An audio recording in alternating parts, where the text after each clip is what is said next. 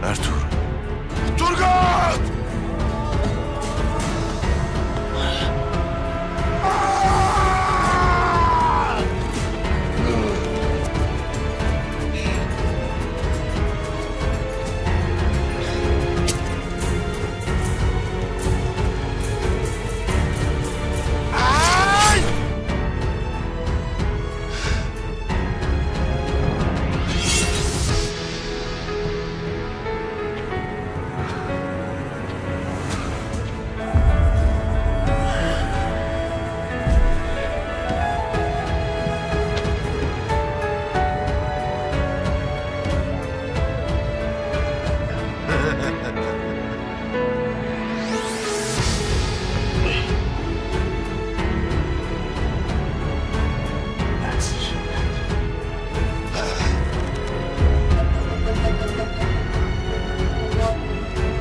Konuşmayacaktır.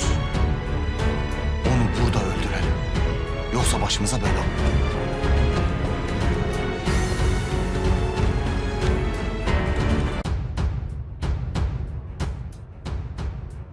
इस एपिसोड के आगाज में उमर कबीले का मंजर सामने आता है। हाइमा खातून और सलजान खातून उमर कबीले में पहुंच गई थीं। इल बिलगे को वो तोहफे के तौर पर एक कालीन देती हैं। फिर इल बिलगे उनका शुक्रिया अदा करती है और उनको बैठने को कहती है। फिर वो सब बैठ जाती हैं और खुशगवार बातें करने लगती हैं। फिर हाइमा खातून और सलजान उसको सरदार बनने की मुबारकबाद पेश करती हैं। थोड़ी देर बाद सिरमा भी वहाँ जाती है और उनको खुशामदीद कहती है और वो भी वहाँ बैठ जाती है। फिर सलजान कहती है, इल बिलगे खातून, मैंने सुना जो भी आपने मेरे बेटे के लिए किया था, आपने कैद खाने से भागने में उसकी मदद की थी, आपका बहुत शुक्रिया। ये सुनकर सिरमा कहती है, मेरी बहन ने ना सिर्फ सुलेमान भाई की जान बचाई थी बल्कि उन्होंने उमर कबीले की इज्जत भी बचाई थी। बेशक बेबुलाद हमारा भाई था लेकिन अलबास्ती के जराइम ने हमें शर्मसार कर दिया है। फिर हाइमा खातून कहती हैं, अब वक्त आ गया है कि दोनों कबीले मजबूत हो जाएं और हम अपना अधूरा काम मुकम्मल करें। इल बिलगे कहती है, इंशाल्लाह हाइमा वालिदा।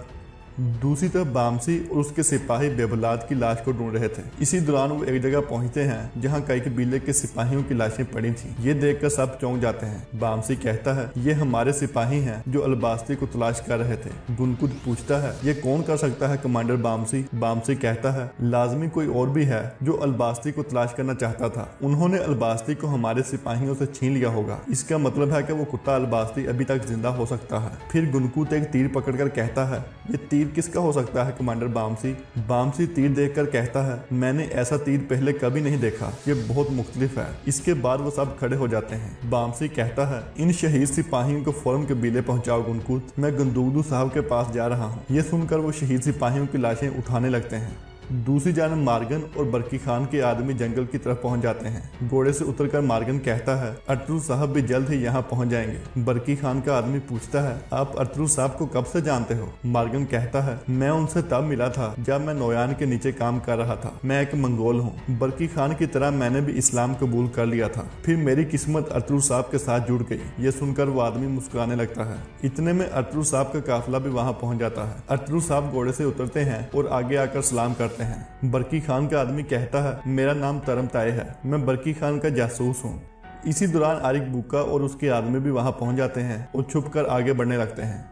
इसके बाद सौद का मंजर सामने आता है। सौद बाजार में गुंदुगदू और गुंदू सौद के बारे में बात कर रहे थे। इतने में बामसी वहां पहुंच जाता है और घोड़े से उतरकर गुंदुगदू को पूछता है, जब हम अलबास्ती को ढूंढ रहे थे तो हमें 3 सिपाहियों की लाशें मिली और वहां से ये तीर भी मिले जो मेरे लिए बिल्कुल नए हैं। गुंदुगदू गौर से तीरों को देखता है और सोच में पड़ जाता है। दूसरी तरफ बरकी खान का आदमी भी कह रहा था कि सुल्तान बाइबर्स भी हमारी इस जंग में शामिल होना चाहते हैं। इससे बरकी खान बहुत खुश होंगे। लेकिन बरकी खान एक चीज के बारे में यकीन दहानी चाहते हैं कि तुर्क कबीले मंगोलों के खिलाफ जंग में मुत्हिद होंगे। अतरू साहब कहते हैं, बरकी खान को कहना हम कभी भी गुलाम नहीं बनेंगे। हम उन लोगों पर कभी भी हथियार नहीं डालेंगे जो हमारे दीन पर हमला करना चाहते हैं और हमें तबाह करना चाहते हैं। इस मसले के लिए मैं खुद सब बहादुर तुर्क कबीलों के पास जाऊंगा और उनसे बात करूंगा। इसी दौरान आरिक बुक्का और उसके आदमी आहिस्ता आहिस्ता आगे बढ़ रहे थे। दूसरी तरफ गुंदूज पूछता है, क्या आप इन तीरों को पहचानते हैं चाचू? गुंदुगदू कहता है, हाँ, ये तीर मंगोलों के सबसे खतरनाक जासूस के हैं। जब उन्होंने मशरक में हमारे कबीले पर हमला किया था तो उन्होंने इन्हीं तीरों से हमला किया था और हमारे बहुत से सिपाहियों को शहीद कर दिया था। बामसी कहता है, तो फिर उन्होंने अलबास्ती को हमारे सिपाहियों से छीन कर बचा लिया है। गुंदुगदू कहता है, वो सिर्फ अलबास्ती के लिए यहाँ नहीं आए, लाजमी वो अतरुल के भी पीछे होंगे और हो सकता है कि वो उस बरकी खान के जासूस के बारे में भी जानते होंगे। ये सुनकर वो दोनों परेशान हो जाते हैं। गुंदूज कहता है, तो फिर मेरे बाबा की जान खतरे में है चाचू। बामसी कहता है, हम बिल्कुल भी वक्त जाया नहीं कर सकते, हमें फौरन अतरुल साहब के पीछे जाना होगा। गुंदुगदू कहता है, फौरन सिपाहियों को तैयार करो बामसी, और गुंदूज तुम मेरे साथ आओ। दूसरी जानब अतरुल साहब और बरकी खान का आदमी मुस्तकबिल के मंसूबों के बारे में बात कर रहे थे कि इतने में आरिक बुक्का उन पर हमला कर देता है। इसी दौरान गुंदुगदू और बामसी सिपाहियों को लेकर रवाना हो गया था और वो तेजी से आगे बढ़ रहे थे। फिर अतरुल साहब मार्गन से पूछते हैं, कौन है ये आरिक बुक्का? मार्गन कहता है, अनातोलिया में हलाकू खान की आंखें और कान ये आदमी है, ये उसका सबसे खतरनाक जासूस है। आरिक बुक्का कहता है, तुरमताए, अब तुम और अतरुल मेरी बात सुनो, या तो तुम दोनों हथियार डालोगे या फिर मरोगे। इसके बाद बरकी खान का आदमी आहिस्ता से कहता है, अतरुल साहब, मेरे लिबास में कुछ अहम कागजात मौजूद हैं जिसमें तफसील से लिखा है कि आप वो हथियार और सोना कैसे हासिल कर सकते हैं जो बरकी खान भेजेगा। इतने में आरिक बुक्का कहता है, मेरा सबर जवाब दे रहा है अतरुल। अतरुल साहब कहते हैं, हम तुम्हारे हुक्म पर नहीं चलते। फिर आरिक बुक्का अपने आदमियों को कहता है, अतरुल और तरमताई मुझे जिंदा चाहिए, बाकी सबको मार दो। ये सुनकर वो हमला कर देते हैं और लड़ाई शुरू हो जाती है।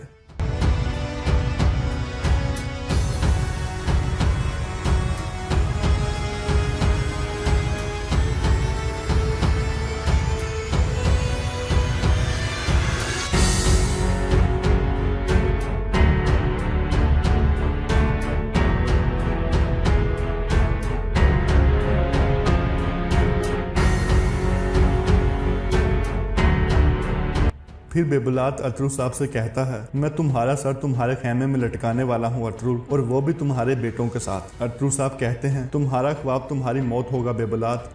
इसी दौरान मार्गन भी शदीद जख्मी हालत में नीचे पड़ा हुआ था। आरिक बुक्का उसके करीब आ जाता है और उसे पकड़कर कहता है, अतरुल, ये मार्गन एक गद्दार है जिसने हमें धोखा दिया है और तुम्हारा कुत्ता बन गया। हमने इसे हर चीज सिखाई, लेकिन सिर्फ एक चीज सिखाने में नाकाम हो गए कि खानों के खान हलाकू खान से गद्दारी की कीमत सिर्फ मौत से चुकाई जा सकती है। ये कहकर वो खंजर उसकी गर्दन पर रख देता है। मार्गन कलमा शहादत पढ़ने लगता है और इस तरह मार्गन की शहादत हो जाती है। इसके बाद बेबुलात तुरगुट की तरफ बढ़ने लगता है। अतरुल साहब कहते हैं, ऐसा मत करो बेबुलात।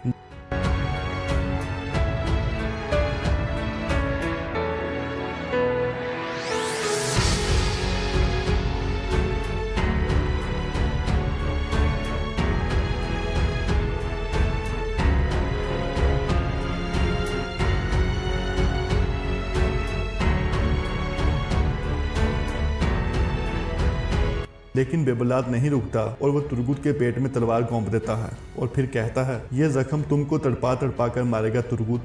अतरुल साहब ये देखकर बहुत परेशान हो जाते हैं। फिर बेबुलात अतरुल साहब के पास आकर कहता है, ये तुम्हारा खात्मा है अतरुल, ये बला तुम खुद अपने ऊपर लाए हो जो तुम्हारे खानदान को तबाह कर देगी। इसके बाद आरिक बुक्का अपने एक आदमी के सामने जाकर कहता है, मैंने तुम्हें कहा था कि तरमताई को नहीं मारना, वो मुझे जिंदा चाहिए। ये कहकर आरिक बुक्का उस आदमी का गला काट देता है। फिर वो चलकर अतरुल साहब के सामने आ जाता है और कहता है, तुमने हलाकू खान की कुदरत को कम समझा अतरुल। तुमने सोचा कि अलंजैर को मारकर तुम खुद को बचा लोगे। तुमने हमारे दुश्मनों के साथ इत्तेहाद किया, लेकिन अब ये सब कुछ खत्म हो चुका है। अतरुल साहब कहते हैं, अभी मैंने अपने आखिरी अल्फाज नहीं बोले आरिक बुक्का। आरिक बुक्का कहता है, मैं किसी दिन खुशी से तुम्हारे आखिरी अल्फाज सुनूंगा। ये कहकर वो अतरुल साहब पर वार करता है और उन्हें नीचे गिरा देता है। अतरुल साहब बेहोश हो जाते हैं। इसके बाद बेबुलात कहता है, अतरुल कभी भी अपनी जुबान नहीं खोलेगा, हमें इसको यही मार देना चाहिए, वरना ये हमारे लिए मुसीबत पैदा करेगा। आरिक बुक्का कहता है, तुमने कहा था कि अतरुल अकेला नहीं है, मौत का मतलब अतरुल के लिए फतह है। हम अतरुल को साथ लेकर जा रहे हैं, इससे पहले कि इसके सिपाही यहाँ आ जाएं। ये कहकर वो चल पड़ते हैं और यहाँ पर इस एपिसोड का इख्तिताम हो जाता है। जब मैंने ये सूरत हाल देखी तो मैंने सोचा कि शायद इससे ज्यादा हलाल और तजदीद खाना मुझे जिंदगी में ना मिले, लिहाजा जितना भी ज्यादा से ज्यादा इसको खाया जा सके खा लिया जाए, इसलिए कि इस खाने का जरा जरा ईमान को और दिल को रोशन करने वाला है। इसलिए मुझसे जितना ज्यादा से ज्यादा खाना खाया کھایا جا سکا کھا لیا، اور میں نے یہ نہیں دیکھا کہ کون کتنا کھا رہا ہے اور کون میرے بارے میں سوچ رہا ہے۔ جہاں تک مجھ میں کھانے کی سکت تھی میں کھاتا گیا، اور پھر حلال کھانے سے بدہضمی بھی نہیں ہوتی بلکہ وہ سریع الہضم ہوتا ہے اور اندر جا کر جزو بدن بن جاتا ہے اور روح کو منور کرنے کا ذریعہ بن جاتا ہے۔ الحمدللہ میں نے اس کا اثر محسوس کیا۔ کھانا کھانے کے بعد نہ تو مجھے بدہضمی ہوئی اور نہ مجھے کوئی تکلیف۔ پھر کھانا کھانے کے بعد عشاء کی نماز سے فارغ ہو کر جب میں اس کمرے میں پہنچا جہاں آپ نے میرے لیے آرام کا انتظام کیا تھا، وہاں جا کر تو میری حالت بدلی ہوئی تھی اور سونے کو آرام کرنے کو طبیعت ہی نہیں چاہ رہی تھی۔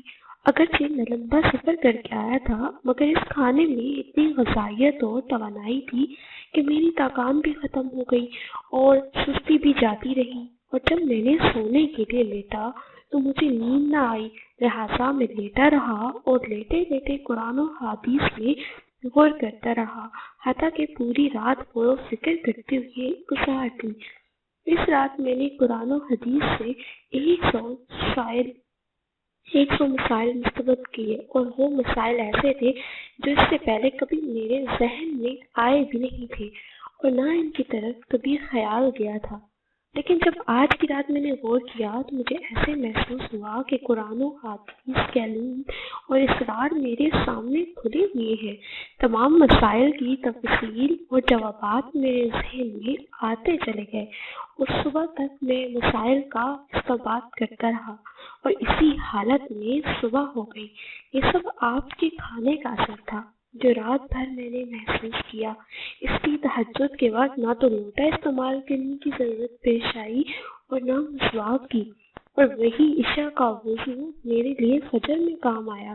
یہ سن کر حضرت امام شافعی نے پھر اپنے گھر والوں کو ساری حقیقت بتائی، اور جو لوگ ان کے بارے میں غلط قسم کی باتیں کر رہے تھے ان سے کہا کہ تم نے ان کی شان میں گستاخی کی ہے، لہٰذا ان سے معافی مانگو۔ ان کا تو یہ حال ہے۔ حاصل واقعہ ہمارے اندر جو دین کا جذبہ نہیں ہے اور دین کی طرف میلان نہیں ہے، جبکہ ہم جانتے ہیں کہ دین برحق ہے اور آخرت برحق ہے اور ہمیں آخرت کی طرف متوجہ ہونا چاہیے، پھر بھی دل اس طرف نہیں آتا۔ اس کی وجہ یہ ہے کہ ہماری غذا میں مشتبہ غذا کا بڑا دخل ہے، اس لیے ہم حرام اور مشتبہ غذا سے بچنے کی کوشش کریں، خود بھی بچیں اور اپنے گھر والوں کو اور اپنے بچوں کو بھی حرام اور مشتبہ غذا سے بچائیں کہ کسی کے پیٹ میں حرام اور مشتبہ غذا نہ جانے پائے، ورنہ اس کے وبال سے نہ بچ سکیں گے۔ اللہ تعالی ہم سب کو حلال اور طیب روزی عطا فرمائے اور حرام غذا سے ہم سب کی حفاظت فرمائے، آمین۔ ایک حسین نوجوان کا سبق آموز واقعہ۔ ایک بزرگ فرماتے ہیں کہ میں 1 سال سخت ترین گرمی کے زمانے میں حج کو چلا۔ بڑی شدت سے چلتی تھی گرم لو۔ ایک دن جب میں وسط حجاز میں پہنچا تو اتفاقاً قافلے سے بچھڑ گیا اور مجھے کچھ فلودگی سی آ گئی۔ ایک دفعہ آنکھ کھلی تو اس جنگل بیابان میں ایک آدمی نظر آیا، تو میں جلدی اس کی طرف چلا تو دیکھا ایک کمسن لڑکا تھا جس کی داڑھی بھی نہ نکلی تھی اور اس قدر حسین کہ گویا 14ویں رات کا چاند ہے، بلکہ دوپہر کا سورج جس پر ناز و نعمت کے کرشمے چمک رہے ہیں۔ میں نے اس کو سلام کیا۔ اس نے کہا ابراہیم۔ وعلیکم السلام۔ میرا نام لینے پر مجھے انتہائی حیرت ہوئی اور مجھ سے سکوت نہ ہو سکا۔ میں نے بڑے تعجب سے پوچھا کہ صاحبزادے میرا نام کسی طرح معلوم ہوا تمہیں؟ تم نے مجھے کبھی دیکھا نہیں۔ کہنے لگا ابراہیم، جب سے مجھے معرفت حاصل ہوئی ہے میں انجان نہیں بنا، اور جب سے مجھے وصال نصیب ہوا کبھی فراق نہیں ہوا۔ میں نے پوچھا اس سخت گرمی میں اس جنگل میں تجھے کیا مجبوری کھینچ لائی ہے؟ ابراہیم، اس کے سوا میں نے کبھی کسی سے انس پیدا نہیں کیا اور نہ اس کے سوا کسی کو اپنا ساتھی بنایا۔ میں اس کی طرف بلکہ منتقل ہو چکا ہوں اور اس کے معبود ہونے کا اقرار کر چکا ہوں۔ میں نے پوچھا کہ تیرے کھانے پینے کا ذریعہ کیا ہے؟ کہنے لگا محبوب نے اپنے ذمہ لے رکھا ہے۔ میں نے کہا خدا کی قسم مجھے ان آواز کی وجہ سے جو میں نے ذکر کیے تیری جان کے ہلاک ہونے کا اندیشہ ہے۔ تو اس میں روتے ہوئے کہ اس کی آنکھوں سے آنسوؤں کی لڑی موتیوں کی طرح اس کے رخساروں پر پڑ رہی تھی۔ چند شعر پڑے جن کا ترجمہ یہ ہے: کون شخص ڈر سکتا ہے؟ مجھ کو جنگل کی سختی سے کون ڈرا سکتا ہے؟ حالانکہ میں اس جنگل کو اپنے محبوب کی طرف چل کر قطع کر رہا ہوں اور اس پر ایمان لا چکا ہوں۔ مجھ کو بے چین کر رہا ہے اور شوق ہبارے کے لیے جاتا ہے، اور اللہ کا چاہنے والا کبھی کسی آدمی سے نہیں ڈرتا۔ اگر مجھے بھوک لگے تو اللہ کا ذکر میرے پیٹ بھر دے گا، اور اللہ کی حمد کی وجہ سے میں پیاسا نہیں ہو سکتا، اور اگر میں ضعیف ہوں تو اس کا عشق مجھے حجاز سے خراسان تک لے جا سکتا ہے۔ تو میرے بچپن کی وجہ سے مجھے حقیر سمجھتا ہے، اپنی ملامت کو چھوڑ، جو ہونا تھا ہو چکا۔ میں نے پوچھا تجھے خدا کی قسم اپنی صحیح عمر بتا کیا ہے؟ کہنے لگا تو نے بڑی سخت قسم مجھے دی ہے جو میرے نزدیک بہت ہی بڑی ہے، اور میری عمر 12 برس کی ہے۔ پھر وہ کہنے لگا ابراہیم تجھے میری عمر پوچھنے کی کیا ضرورت پیش ہے؟ میں نے کہا مجھے تیری باتوں نے حیرت میں ڈال دیا۔ کہنے لگا اللہ کا شکر ہے، اس نے بہت نعمتیں عطا فرمائی ہیں، اور اللہ کا فضل ہے، اس نے اپنے بہت سے مومن بندوں سے افضل بنایا۔ ابراہیم کہتے ہیں کہ مجھے اس کے حسن صورت اور شیریں کلام پر بڑا تعجب ہوا۔ میں نے کہا سبحان اللہ، حق تعالی شانہ نے کیسی کیسی صورتیں بنائی ہیں۔ اس نے تھوڑی دیر نیچے کو سر جھکا لیا، پھر اوپر کی طرف نظر اٹھا کر بہت ترچھی اور کڑوی نگاہ سے مجھے دیکھا اور چند شعر پڑھے جن کا ترجمہ یہ ہے: اگر میری سزا جہنم ہو تو میرے لیے ہلاکت ہے۔ اس وقت میری یہ رونق اور خوبصورتی کیا بنائے گی؟ اس وقت میری ساری خوبیوں کو عذاب عیبدار بنا دے گا، اور جہنم میں طویل عرصہ تک رونا پڑے گا، اور جبار جل جلالہ یہ فرمائے گا اور بدترین غلام تو میرے نافرمانوں میں ہے۔ تو نے دنیا میں میرا مقابلہ کیا، میری حکم عدولی کی، تو میری عہد و پیمان کو بھول گیا تھا یا میری ملاقات کو بھول گیا تھا۔ تو اس دن دیکھے گا کہ فرما برداروں کے منہ پر 14ویں رات کی چاند کی طرح چمک رہے ہوں گے، اور حق تعالی شانہ اپنے اوپر سے انوار کے پردے ہٹا دیں گے، جس کی وجہ سے یہ فرما بردار اس پاک ذات کی زیارت سے ایسے محبود ہو جائیں گے کہ اس کے مقابلے میں ہر نعمت اور ہر رات کو بھول جائیں گے، اور حق تعالی شانہ ان فرما برداروں کو ہیبت اور خوشنودی کا لباس پہنائیں گے، اور ان کے چہروں کو رونق اور شادابی عطا ہوگی۔ یہ اشعار پڑھ کر کہنے لگا اے ابراہیم، محبوب وہ ہے جو دوست سے منقطع ہو گیا ہو، اور وصال اس کو حاصل ہے جس نے اللہ تعالیٰ کی اطاعت سے وافر حصہ لیا۔ ابراہیم اپنے رفقا سفر سے بچھڑ گئے ہوں۔ میں نے کہا ہاں میں ایسے ہی رہ گیا، تجھ سے اللہ کے واسطے سوال کرتا ہوں تو میرے لیے دعا کرے، میں اپنے ساتھیوں سے جا ملوں۔ میرے اس کہنے پر لڑکے نے آسمان کی طرف دیکھا اور کچھ آہستہ زبان سے کہا۔ مجھے اس کے ہونٹ حرکت کرتے ہوئے معلوم ہوئے۔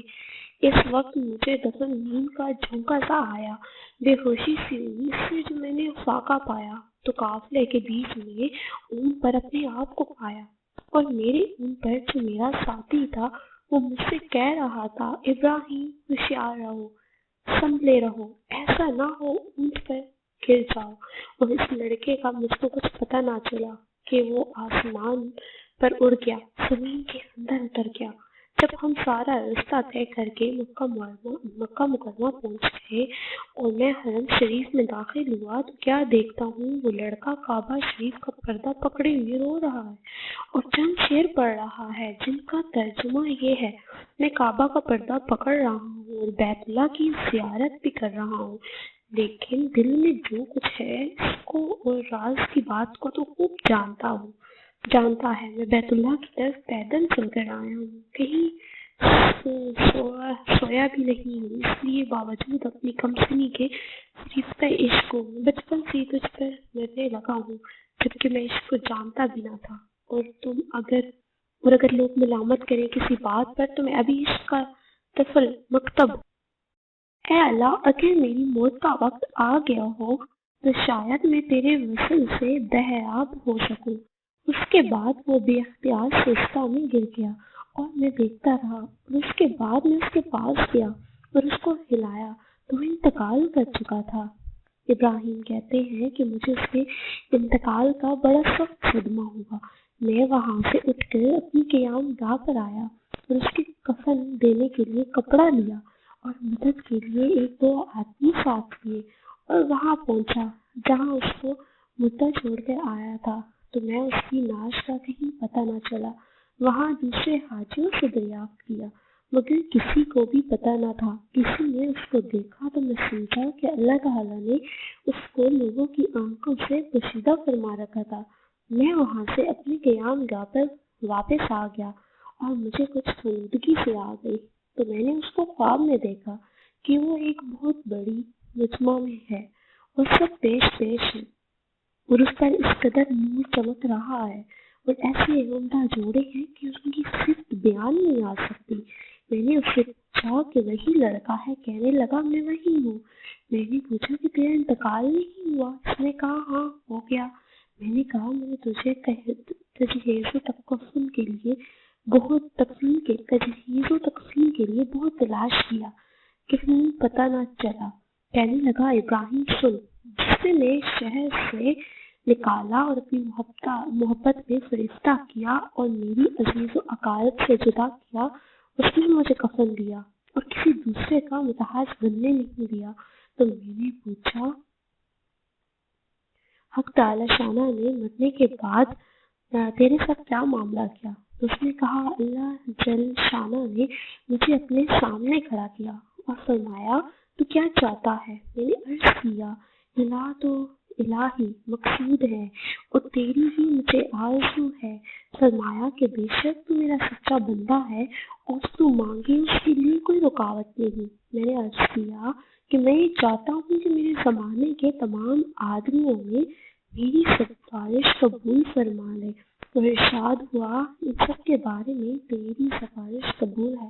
ابراہیم کہتے ہیں اس کے بعد اس لڑکے نے خواب میں مجھ سے رخصتی مصافحہ کیا اور میں نیند سے بیدار ہو گیا. تو میں نے حج کے جو ارکان باقی تھے وہ پورے کیے مگر اس لڑکے کی یاد سے اور اس کے رنج سے میرے دل کو قرار نہ تھا. میں حج سے فارغ ہو کر واپس ہوا لیکن حالت یہ تھی کہ راستے میں سارے قافلے والے یہ کہتے تھے ابراہیم تیرے ہاتھ کی مہک سے ہر شخص حیران ہے کہ کیسے خوشبو آ رہی ہے. اور اس واقعے کے نقل کرنے والے کہتے ہیں کہ مرنے تک ابراہیم کے ہاتھوں میں سے وہ خوشبو آتی رہی. حاصل بے شک تو اللہ کی محبت میں ڈوب جاتا ہے اس کی کیفیت ایسی ہو جاتی ہے اور یقیناً اصل چیز تو اللہ اور اس کے رسول کی محبت ہی ہے. خوش نصیب ہے وہ مسلمان جو اللہ اور اس کے رسول کی محبت میں ڈوب کر زندگی گزارتے. دعا ہے کہ اللہ تعالی ہمیں بھی اپنی حقیقی محبت نصیب فرمائے. آمین یا رب العالمین. حضرت بایزید بسطامی کا یہودی سے مناظرہ. یہودیوں کا بہت بڑا مجمع اور ان کا ایک عالم ان میں تقریر کر رہا ہے. حضرت بایزید بسطامی جا کر اس مجمع میں بیٹھ گئے اور ان کے بیٹھتے ہی ان کے عالم کی زبان بند ہو گئی. مجمع میں شور ہوا کہ حضرت بولتے کیوں نہیں؟ عالم نے کہا ہم میں کوئی محمدی آ گیا ہے.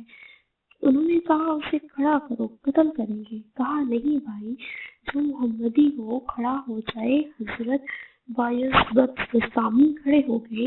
یہودی نے کہا میں سوال کروں گا تو جواب دے گا. بایزید نے کہا دوں گا. حضرت بایزید نے فرمایا کہ میں ایک سوال کروں گا تو جواب دے گا. کہا دوں گا. یہودی عالم نے سوالات شروع کیے. ایک بتاؤ جس کا دوسرا نہیں. فرمایا اللہ ایک ہے اور اس کے ساتھ کوئی دوسرا نہیں. کہا دو بتاؤ جس کا تیسرا نہ ہو. فرمایا اللیل والنہار دن اور رات اس کا تیسرا نہیں. کیا تین بتاؤ جس کا چوتھا نہ ہو.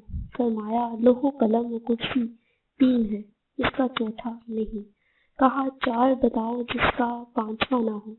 فرمایا تورات، زبور، انجیل اور قرآن میں 4 ہیں، اس کا 5واں نہیں۔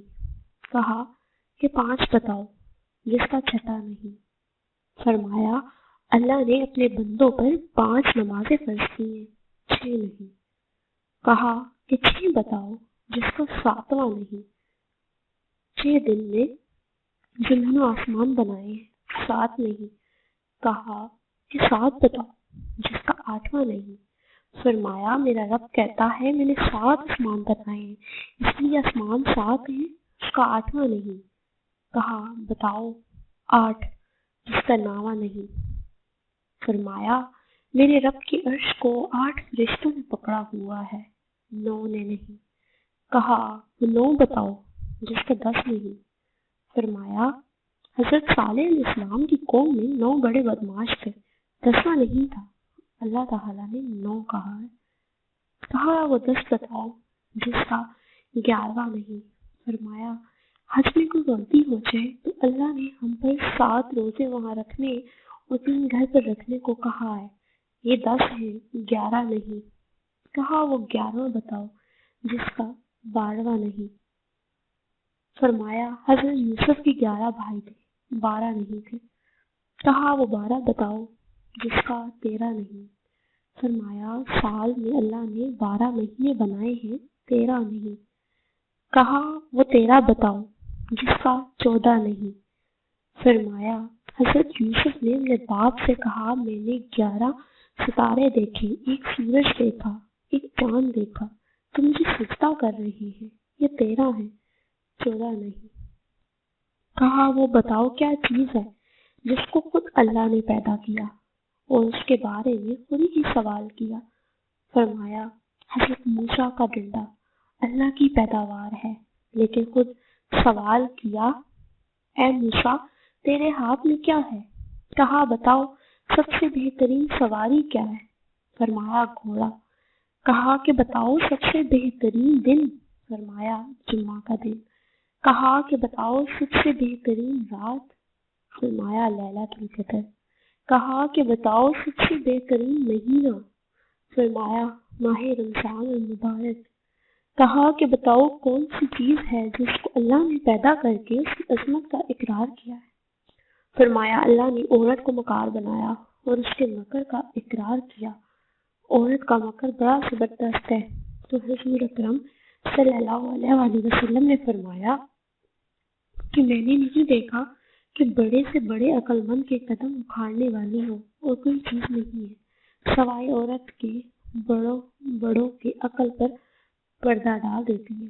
کہا بتاؤ وہ کون سی چیز ہے جو بے جان مگر سانس لیتی ہے؟ فرمایا میرا رب کہتا ہے کہ میرے صبح کی قسم جب وہ سانس لیتی ہے۔ کہا بتاؤ وہ کون سی 14 چیزیں ہیں جنہیں اللہ پاک نے اطاعت کا حکم دے دیا اور ان سے بات کی؟ فرمایا 7 زمین، 7 آسمان۔ اللہ نے 7 زمینیں، 7 آسمان بنائے اور ان 14 کو خطاب فرمایا کہ میرے سامنے جھک جاؤ۔ تو 14 کے 14 نے کہا یا اللہ ہم آپ کے سامنے جھک رہے ہیں۔ کہا بتاؤ وہ کون سی چیز ہے جسے اللہ نے خود پیدا کیا؟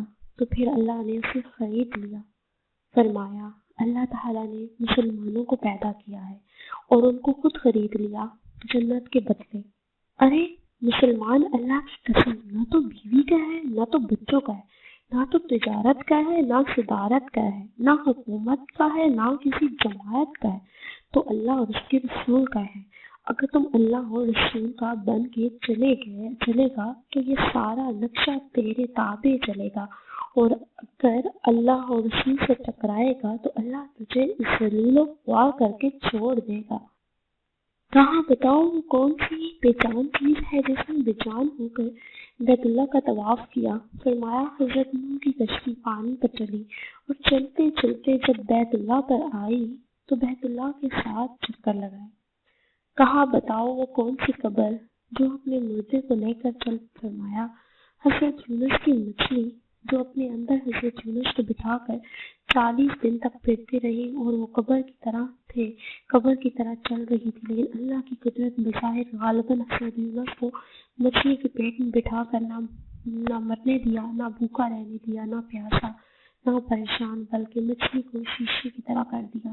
حضرت یونس مچھلی کے پیٹ میں بیٹھ کر سارے دریا کا تماشا دیکھتے، اندر سے باہر کا منظر دیکھتے۔ مچھلی کا ایک معدہ ہے اور اس میں غذا بھی آ رہی ہے، لیکن حضرت یونس امانت ہے، آرام سے بیٹھے ہیں۔ معدے کی حرکت حضرت یونس کو تکلیف نہیں دے رہی، لیکن مچھلی کی غذا بھی کھائی جا رہی ہے۔ حضرت یونس امانت بن کر بیٹھے ہوئے ہیں۔ کہا بتاؤ وہ کون سی قوم ہے جس نے جھوٹ بولا پھر بھی جنت میں جائے گی؟ فرمایا حضرت یوسف کے بھائی شام کو آئے اور بکری کا خون کرتا کے اوپر مل کر آئے اور جھوٹ بولا۔ حضرت یوسف کو بھیڑیا اٹھا کر لے گیا، لیکن حضرت یعقوب کے استغفار پر، ان کی توبہ کرنے پر اللہ انہیں جنت میں داخل فرمائیں گے۔ کہا بتاؤ وہ کون سی قوم ہے جو سچ بولے گی پھر بھی جہنم میں جائے گی؟ فرمایا یہودی اور عیسائی ایک بول میں سچے ہیں۔ یہودی کہتے ہیں کہ عیسائی باطل پر ہے اور عیسائی کہتے ہیں کہ یہودی باطل پر ہے، اس میں دونوں سچے ہیں، لیکن دونوں جہنم میں جائیں گے۔ اس کے علاوہ تو اور بھی بہت سوالات ہیں، لیکن وقت بہت ہو گیا ہے، اس لیے باقیوں کو چھوڑ رہا ہوں۔ اب حضرت بزید نے فرمایا کہ اب میرا بھی ایک سوال ہے، میں صرف ایک سوال کروں گا، جواب دو گے؟ تو کہا دوں گا۔ مجھے بتا دے جنت کی چابی کیا ہے؟ یہودی عالم خاموش ہو گئے تو نیچے مجمع سے لوگوں نے کہا بولتے کیوں نہیں؟ تم نے سوالوں کی بچھاڑ کر دی اور وہ ہر ایک کا جواب دیتا رہا اور آپ ایک کا بھی جواب نہیں دے پا رہے۔ کہنے لگا جواب مجھے آتا ہے مگر تم مانو گے نہیں۔ یہی آج ہم کہتے ہیں کہ جناب مجھے سارا پتا ہے تو مانتے کیوں نہیں؟ کہتے ہیں کہ کرے مجبور ہیں، اس مجبوری کو توڑنے کے لیے کہتے ہیں کہ اللہ کے راستے میں نکلا جائے۔ یہودی عالم نے کہا جواب تو مجھے آتا ہے، تم مانو گے نہیں۔ کہنے لگا اگر تو کہے گا ہم مانیں گے کہ جنت کی چابی تو محمد رسول صلی اللہ علیہ وآلہ وسلم ہے۔ حضور اکرم صلی اللہ علیہ وآلہ وسلم نے ارشاد فرمایا کہ جنت کی چابی میرے ہاتھ میں ہے اور جنت کا جھنڈا میرے ہاتھ میں ہے۔ ساری دنیا کے انسان میرے جھنڈے کے نیچے جنت میں چلے جائیں گے، کوئی میرے جھنڈے سے نکل نہیں سکتا۔ جنت کا دروازہ اور چابی آپ کے ہاتھ میں، کوئی جا نہیں سکتا۔ جنت والے جنت کے دروازے پر پہنچ چکے ہیں، آئے ہیں، دروازے پر کھڑے ہیں، وہ دروازہ بند ہے۔ حضرت آدم کے پاس آتے ہیں، اے ہمارے باپ، تو ہی ہمارا جد اول، تو ہی ہمارا سب سے بڑا، تو ہی جنت کا دروازہ کھلوا۔ وہ ارشاد فرمائیں گے ارے میں نہیں، تو تمہیں جنت سے نکلوایا تھا، میں تمہیں کہاں سے داخل کرواؤں، میرے بس میں کی بات نہیں ہے۔ حضرت نوح کے پاس آئیں گے، آپ جد ثانی ہیں، آپ دروازہ کھلائیں۔ وہ کہیں گے کہ میں نہیں کھلوا سکتا، آج میرے بس کی بات نہیں ہے۔ حضرت موسیٰ کے پاس آئیں گے تو پھر حضرت موسیٰ عیسیٰ کے پاس جائیں گے، پھر حضرت عیسیٰ ارشاد فرمائیں گے کہ میرے بس کی بات نہیں ہے، جاؤ نبی عربی کے پاس جاؤ جس کے ہاتھ میں جنت کی چابی ہے اور جس کی اتباع میں دنیا کی کامیابی ہے۔ حاصل یہ واقعہ سنانے کے بعد حضرت مولانا طارق جمیل صاحب میرے بڑے درد سے مجھے ارشاد فرماتے ہیں کہ اتنا بھی آج ایمان نہیں ہے کہ اپنی دکان کے حرام کو نکال سکے تو یہ اسلام کہاں سے زندہ کرے گا؟ جب اتنا ایمان نہیں ہے کہ ایک سنت کو سجا سکے تو یہ دنیا میں دین کو کیسے زندہ کرے گا؟ اس کی نمازیں اس کو کیا نفع دیں گی؟ دل حضرت محمد صلی اللہ علیہ وآلہ وسلم والا نہیں ہے، معاف کرنا دل میرا بھی اور آپ کا بھی وہی قانون والا ہے کہ مال ہو، پیسہ ہو اور پیسہ ہو، دروازے بند ہیں تو آج کوئی کھلوا کے تو دکھائے۔ حضرت ابو ذر غفاری رضی اللہ تعالی عنہ کے قبول اسلام کا واقعہ۔ حضرت ابو ذر غفاری مشہور صحابی ہیں جو بعد میں بڑے زاہدوں اور بڑے علماء میں سے ہوئے۔ حضرت علی کرم الوجہ کا ارشاد ہے کہ ابو ذر ایسے علم کو حاصل کی ہوئی ہے جس سے لوگ عاجز ہیں، مگر انہوں نے اس کو محفوظ رکھا ہے۔ جب ان کو حضور اقدس صلی اللہ علیہ وسلم کے نبوت کی پہلی خبر پہنچی تو انہوں نے اپنے بھائی کو حالات کی تحقیق کے واسطے مکہ بھیجا۔ وہ شخص یہ دعویٰ کرتا ہے کہ میرے پاس وحی آتی ہے اور آسمان کی خبریں آتی ہیں اور اس کے حالات معلوم کرے اور اس کے کلام کو غور سے سنے۔ وہ مکہ مکرمہ آئے اور حالات معلوم کرنے کے بعد اپنے بھائی سے جا کر کہا کہ میں نے ان کو اچھی عادتوں اور عمدہ اخلاق کا حکم کرتے دیکھا اور ایک ایسا کلام سنا جو نہ شعر ہے نہ کہانوں کا کلام ہے۔ ابو ذر کی اس مجمل بات سے تشفی نہ ہوئی تو خود سامان نے سفر باندھا اور مکہ پہنچے اور سیدھے مسجد حرام میں گئے تو حضور صلی اللہ علیہ وسلم کو پہچانتے نہیں تھے اور کسی سے پوچھا، مصلحت کے خلاف سمجھا، شام تک اس حال میں رہے۔ شام کو حضرت علی کرم اللہ وجہ نے دیکھا کہ ایک ایسے پردیسی مسافر ہیں۔ مسافروں کی، غریبوں کی، پردیسیوں کی خبر گیری، ان کی ضرورتوں کو پورا کرنا ان حضرات کی گھٹی میں پڑا ہوا تھا، اس لیے ان کو اپنے گھر لے آئے، میزبانی فرمائی، لیکن اس کے پوچھنے کی کچھ ضرورت نہ سمجھی کہ کون ہو، کیوں آئے ہو۔ مسافر نے بھی تو کچھ ظاہر نہ کیا۔ صبح کو پھر مسجد آ گئے اور دن بھر اس حال میں گزارا کہ خود پتہ نہ چلا اور دریافت کسی سے نہیں کیا۔ غالباً اس کی وجہ یہ ہوگی کہ حضور صلی اللہ علیہ وسلم کے ساتھ دشمنی کے قصے بہت مشہور تھے۔ آپ کو اور آپ کے ملنے والوں کو ہر طرح کی تکلیفیں دی جاتی تھیں۔ ان کو خیال ہوا کہ صحیح حال معلوم نہ ہوگا اور بدگمانی کی وجہ سے مفت کی تکالیف علیحدہ رہی۔ اور دوسرے دن شام کو بھی حضرت علی رضی اللہ تعالی عنہ کو خیال ہوا کہ پردیسی مسافر ہے۔ بظاہر جس غرض کے لیے وہ پوری نہیں ہوئی، اس لیے پھر اپنے گھر لے گئے اور رات کو کھلایا سلایا، مگر پوچھنے کی اس رات کو بھی نوبت نہ آئی۔ تو تیسری رات کو پھر یہی صورت ہوئی تو حضرت علی نے دریافت کیا، فرمایا تم کس کام سے آئے ہو، کیا غرض ہے؟ تو حضرت ابو ذر نے پہلے ان کو قسم اور عہد و پیمان دیے، اس کے بعد کہ وہ صحیح بتائیں گے۔ اس کے بعد اپنے عرض بتلائی کہ حضرت علی نے فرمایا کہ وہ بے شک اللہ کے رسول ہیں اور صبح کو میں جب جاؤں تو تم میرے ساتھ چلنا، میں وہاں تک پہنچا دوں گا، لیکن مخالفت کا زور ہے، اس لیے رستے میں اگر مجھے کوئی شخص ایسا ملا جس سے میرے ساتھ چلنے کی وجہ سے تم پر کوئی اندیشہ ہو تو میں پیشاب کرنے لگوں گا یا اپنا جوتا درست کرنے لگوں گا، تم سیدھے چلے جانا، میرے ساتھ ٹھہرنا نہیں، جس کی وجہ سے تمہارا میرا ساتھ ہونا معلوم نہ ہو۔ چنانچہ صبح کو حضرت علی کرم الوجہ کے پیچھے پیچھے حضور کی خدمت میں پہنچے، وہاں جا کر بات چیت ہوئی اور اس وقت مسلمان ہو گئے تو حضور اقدس صلی اللہ علیہ وسلم نے ان کی تکلیف کے خیال سے فرمایا کہ اپنے اسلام کو بھی ظاہر نہ کرنا، چپکے سے اپنے قوم میں چلے جاؤ، جب ہمارا غلبہ ہو جائے اور اس وقت چلے آنا۔ انہوں نے عرض کیا، یا رسول اللہ، ذات کی قسم جس کے قبضے میں میری جان ہے کہ اس کلمہ توحید کو ان بے ایمانوں کے بیچ چلا کے پڑھوں گا۔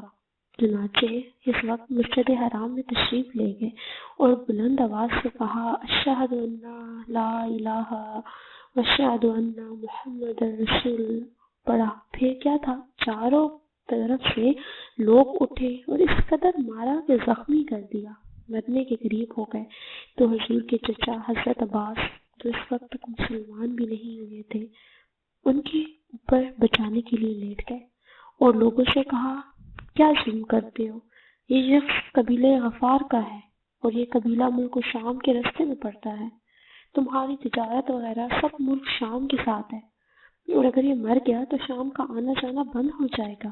اس پر ان لوگوں کو بھی خیال ہوا کہ ملک شام سے ساری ضرورتیں پوری ہوتی ہیں، وہاں کا رستہ بند ہو جانا مصیبت ہے، اس لیے ان کو چھوڑ دیا۔ دوسرے دن پھر اسی طرح انہوں نے جا کر کلمہ پڑھا۔ اس کلمہ سننے کی تاب نہ لا سکتے تھے، اس لیے ان پہ ٹوٹ پڑے۔ دوسرے دن بھی حضرت عباس نے اسی طرح ان کو سمجھایا کہ ہٹایا کہ تمہاری تجارت کا رستہ بند ہو جائے گا۔ حاصل حضور صلی اللہ علیہ وآلہ وسلم کے اس ارشاد کے باوجود کہ اپنے اسلام کو چھپاؤ، ان کا یہ فعل حق کے اظہار کا ولولہ اور غلبہ تھا کہ جب یہ دین حق ہے تو کسی کے بات کا کیا جاتا ہے جسے ڈر کر چھپایا جائے، اور حضور کا منع فرمانا شفقت کی وجہ سے تھا کہ ممکن ہے تکلیف کا تحمل نہ ہو، ورنہ حضور صلی اللہ علیہ وآلہ وسلم حکم کے خلاف صحابہ کی مجال ہی نہ تھی کہ چونکہ حضور اقدس خود ہی اسلام پھیلانے میں ہر قسم کی تکلیفیں برداشت فرما رہے تھے، اس لیے ابو ذر نے سہولت پر عمل کر کے بجائے حضور صلی اللہ علیہ وآلہ وسلم کو اتباع کو ترجیح دی۔ یہی ایک چیز تھی جس کی وجہ سے ہر قسم کی ترقی دینا اور دنیاوی صحابہ کرام ایک قدم چوم رہی تھی اور ہر میدان ان کے قبضے میں تھا۔ جو شخص بھی اس مرتبہ کلمہ شہادت پڑھ کر اسلام کے جھنڈے کے نیچے آتا تھا، بڑی سے بڑی قوت بھی اس کو روک نہ سکتی تھی، اور نہ بڑے سے بڑا ظلم اس کو دین کے اشاعت سے ہٹا سکتا تھا۔ دعا ہے کہ اللہ تعالیٰ سب کو صحابہ کرام کے نقش قدم پر چلنے کی توفیق عطا فرمائے، آمین یا رب العالمین۔ حضرت مالک بن دینار کی توبہ کا سبق امس واقعہ۔ مالک بن دینار رضی اللہ تعالی عنہ سے ان کی توبہ کا سبق پوچھا گیا تو انہوں نے کہا، میں ایک سپاہی تھا اور شراب کا رسیا تھا۔ میں نے ایک نفیس باندی خریدی اور وہ میرے دل میں خاص مقام کی مالک بن گئی۔ میں سے ایک نئی بچی پیدا ہو گئی۔ میں اس بچی کو حد سے زیادہ پیار کرتا تھا۔ جب وہ زمین پر گھسٹ کر چلنے لگی تو میرے دل میں اس کی محبت اور بڑھ گئی اور وہ مجھ سے مانوس ہو گئی، اور اس کے سامنے جب شراب لا کر رکھتا تو وہ آ کر کھینچا تانی کر کے میرے کپڑوں پر شراب بہا دیتی۔ جب اس کے 2 سال ہو گئے تو وہ مر گئی۔ میرے دل کو اس کے غم نے بیمار کر دیا۔ 15 رمضان کو جمعہ کی رات میں شراب کے نشے میں مدہوش تھا۔ میں نے عشاء کی نماز بھی نہیں پڑھی تھی۔ میں نے خواب میں دیکھا کہ سور پھونکا گیا اور قیامت قائم ہو گئی، مردے قبروں سے اٹھائے گئے اور تمام مخلوق جمع ہو گئی۔ میں بھی ان میں سے تھا۔ میں نے اپنے پیچھے سے آہٹ سنی، مڑ کر دیکھا تو ایک بہت بڑا استا کالے رنگ کا، آنکھیں نیلی، منہ کھولے میری طرف دوڑ رہا ہے۔ خوف و دہشت کے مارے میں بھاگا۔ راستے میں ایک ستھرے لباس والے شخص کے پاس سے گزرا۔ میں نے سلام کیا۔ اس نے جواب دیا، مجھے اس رستے سے پناہ دو، تجھے اللہ تعالیٰ پناہ دے گا۔ وہ بوڑھا رونے لگا اور کہا، میں کمزور اور ضعیف ہوں اور یہ رستہ زبردست ہے، میرے بس میں نہیں، آگے چلو اور بھاگو، شاید اللہ تعالیٰ تیری نجات کی کوئی صورت بنا دے۔ میں آگے بھاگنے لگا اور ایک بلند جگہ پر چڑھ گیا۔ ادھر سے میں نے جہنم کے طبقات کو جھانک کر دیکھا، ان کی ہولناکیاں دیکھی۔ قریب تھا کہ استا کے خوف سے میں ان میں گر جاتا۔ مجھے کسی نے آواز دے کر کہا، چلو یہاں سے، تم یہاں کے رہنے والے نہیں ہو۔ میں نے اس کی بات سے مطمئن ہو گیا اور وہاں سے واپس لوٹا تو استا میرے پیچھے تھا۔ میں پھر اس بوڑھے کے پاس آیا اور کہا، بابا، میں نے آپ سے درخواست کی کہ اس رستے سے میری جان چھڑواؤ، آپ نے کچھ نہیں کیا۔ وہ بوڑھا پھر رونے لگا اور کہا، میں ناتواں ہوں، البتہ تم اس پہاڑ کے پاس جاؤ جہاں مسلمانوں کی امانتیں ہیں، اگر تمہاری کوئی امانت ہو تو وہ تمہاری مدد کرے گی۔ میں نے دیکھا چاندی کا ایک گول پہاڑ ہے اور اس میں جگہ جگہ سوراخ اور روشن دان ہیں اور پردے لٹکے ہوئے ہیں۔ ہر روشن دان پر سونے کے دوپٹے ہیں اور ان کے قبضے یاقوت کے ہیں اور آرائش موتیوں کی۔ ہر پٹ پر ایک ریشمی پردہ ہے۔